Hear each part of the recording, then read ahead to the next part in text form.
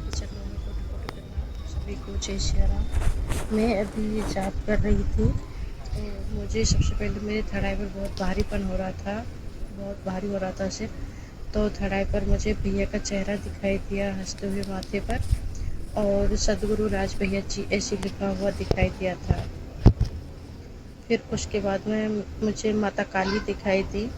तो जैसे मैं एक घोड़े पर जैसे बैठी थी, जैसे कहीं जा रही हूँ, तो माता ने ऐसे हाथ से इशारा किया आगे की तरफ कि जाओ, ऐसे आगे की तरफ गया। तो मैं घोड़े पे सवार होके जा रही थी, तो एक महल दिखाई दिया। तो मैं उस महल के पास जैसे रुकी, घोड़े से उतरी, तो जैसे राजाओं महाराजाओं के जैसे कोई आता है तो सैनिक नहीं खड़े होते, ऐसे वहाँ पे खड़ी थी लेडीज़। और फिर मैं उतरी तो मैं अंदर गई, तो मेरे साथ भी और भी लेडीज़ थी, वो भी अंदर गई। तो भैया एक सिंहासन पर बैठे थे, जैसे राजा महाराजा बैठे रहते ऐसे।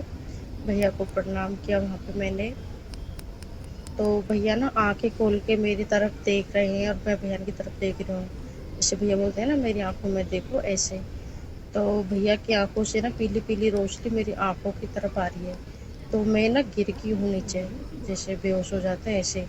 तो नीचे गिर गई थी। तो मैंने भैया का नाम लिया, तो मैं जैसे उठी, फिर भैया ने मुझे एक बुक दी।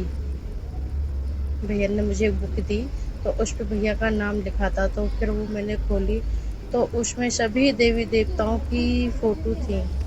तो जितनी भी देवी देवताओं की फ़ोटो थी, वो सभी भैया की स्वरूप दिखाई दे रहे थे।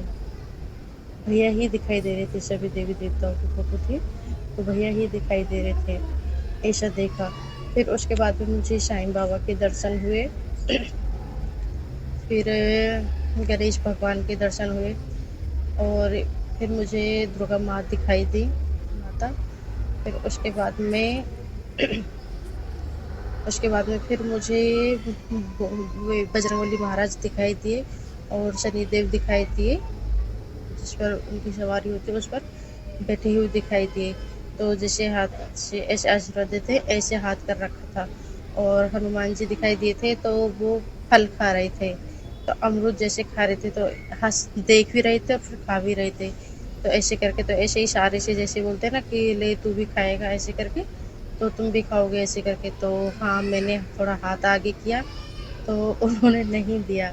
तो फिर उन्होंने जो उनके पास वो होता है, गधा होता है, तो उससे उनने मतलब थोड़ा फोड़ के, और तब आधा आधा करके, तब उन्होंने मुझे अमरूद दिया।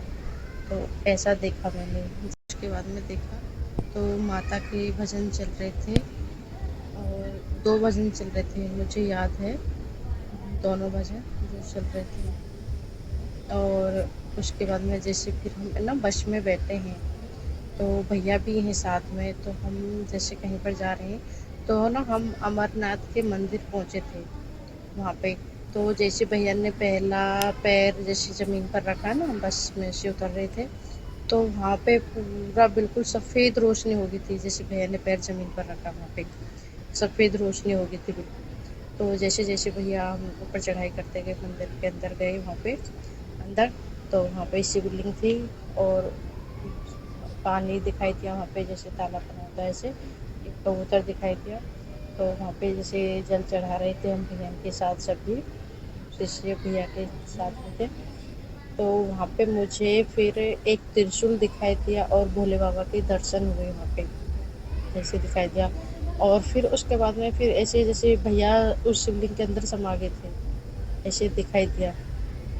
तो भैया का चेहरा दिखने लगा वहाँ पे फिर भोले बाबा के रूप में, ऐसा देखा। फिर वहाँ से जैसे वापसी आए, तब मैं घूम के चारों तरफ घूमी वहाँ पे बहन के साथ में। फिर आए, तो वहाँ पे फिर सभी ने खाना खाया, फिर बस के अंदर बैठ के फिर आए।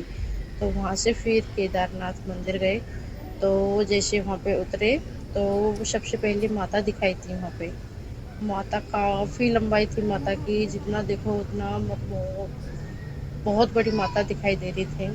तो भैया भी थे वहाँ पे, तो भैया भी ऐसे ही हो गए, काफ़ी बड़ी लंबाई हो गई थी भैया की भी। तो भैया भोले बाबा के रूप में ही दिखाई दे रहे थे वहाँ पे, दर्शन ऐसे कर रहे थे। तो ऐसा देखा जैसे।